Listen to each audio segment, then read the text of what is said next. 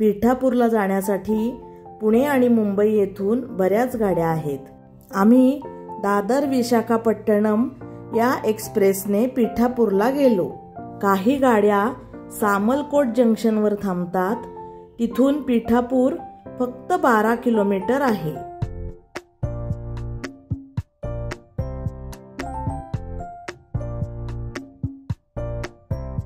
त्यानंतर गोदावरी नदीचं दर्शन झालं. अतिशय भव्य अशी ही गोदावरी नदी. आता आपल्याला दिसते हे राजमुंद्री गाव गोदावरीच्या काठावर वसलेलं आहे. हा आहे तिथला सुंदर घाट आणि पुढे आपल्याला राजमुंद्री गाव दिसेल.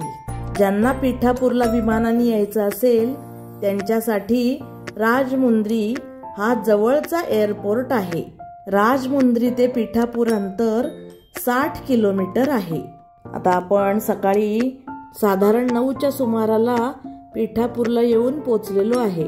इथून आपल्याला टॅक्सीनी आपल्या हॉटेलवर जायचं आहे. उतरून चालत जाताना प्रत्येकाच्या दारासमोर सुंदर सुंदर रांगोळ्या काढल्या होत्या. तेवढ्यात आम्हाला शिवराय नावाचं एक हॉटेल दिसलं. हे हॉटेल एका मराठी माणसाचं आहे. बघून खूप छान वाटलं. आणि ज्यांच्या दर्शनासाठी आपण एवढ्या दूरवर आलेलो आहे तेच हे श्रीपाद श्री वल्लभ संस्थान पिठापूर. गुरुपौर्णिमेचा उत्सव होता त्यामुळे इथे मांडव घातलेला आहे. हे आहे आमचं हॉटेल श्रीपाद व्ही ग्रँड आणि आपल्याला समोरच दिसतोय मठ. हॉटेल आणि मठ अतिशय जवळ असल्यामुळे आम्हाला मनात येईल तेव्हा दर्शनाला जायला मिळत होतं. हॉटेल आणि मठ इतक्या जवळ आहे हे बघून आम्हाला खूप आनंद झाला. नंतर आम्ही फ्रेश होऊन अतिशय चविष्ट असा नाश्ता आणि कॉफी घेतली.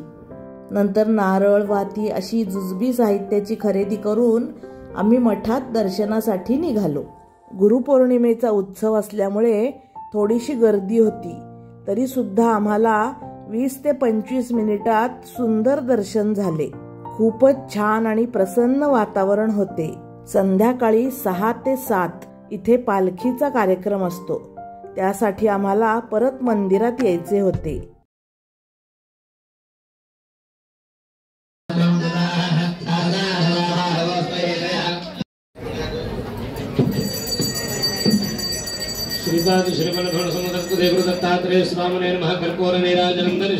दत्त महाराजांचे अतिशय सुंदर दर्शन झाले. मन अक्षरशः तृप्त झाले. दर्शन घेऊन बाहेर आल्यानंतर तिथे दत्त महाराजांच्या मूर्ती आहेत. तिथे शेजारीच एक झाड आहे. आपण जे नारळ आणतो ते नारळ इथे बांधून ठेवण्याची पद्धत आहे.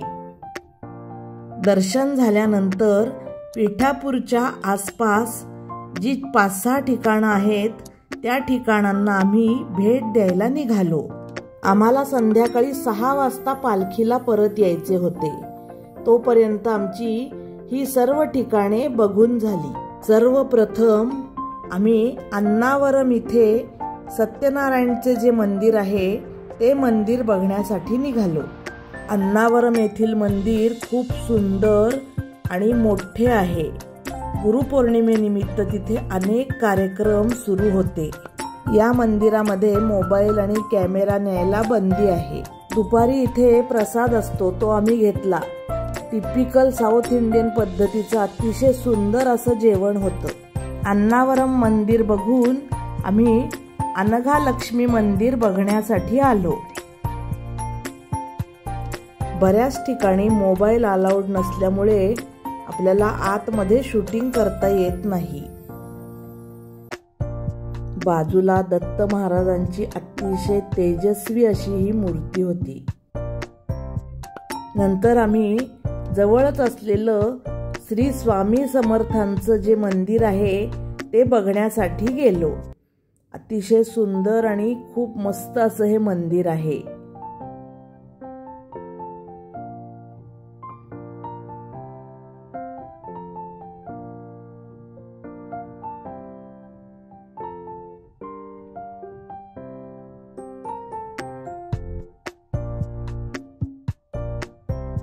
महाराजांचे दर्शन घेऊन अगदी मठाच्या शेजारीच असलेल्या गोपाळ बाबा आश्रमात गेलो. हा आश्रम सुद्धा भरपूर मोठा आहे आणि इथे भरपूर चालायला लागते.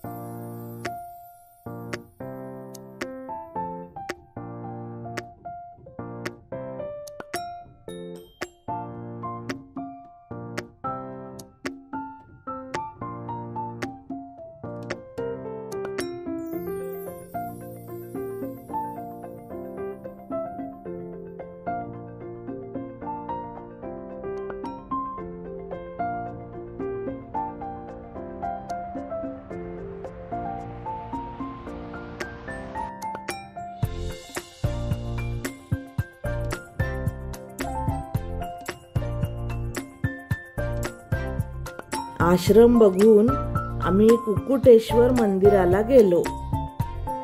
कुक्कुटेश्वर हे शंकराचे मंदिर आहे. अतिशय सुंदर असे हे मंदिर आहे.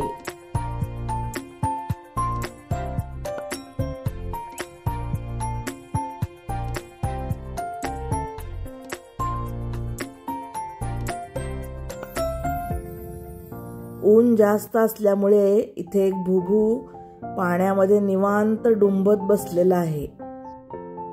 हे आहे मुख्य कुक्कुटेश्वर मंदिर. कुक्कुटेश्वर मंदिर बघून आम्ही कुंती माधव मंदिराकडे निघालो. हे सुद्धा मंदिर खूप सुंदर आहे. इथली आम्ही बघितलेली सगळी मंदिरं अतिशय स्वच्छ आणि खूपच छान होती. कुंती माधव मंदिर बघून आम्ही पालखी सोहळ्यासाठी परत निघालो. पिठापूर येथे सकाळी 6 वाजता आपल्याला मुख्य पादुकांचं दर्शन सुद्धा घेता येतं.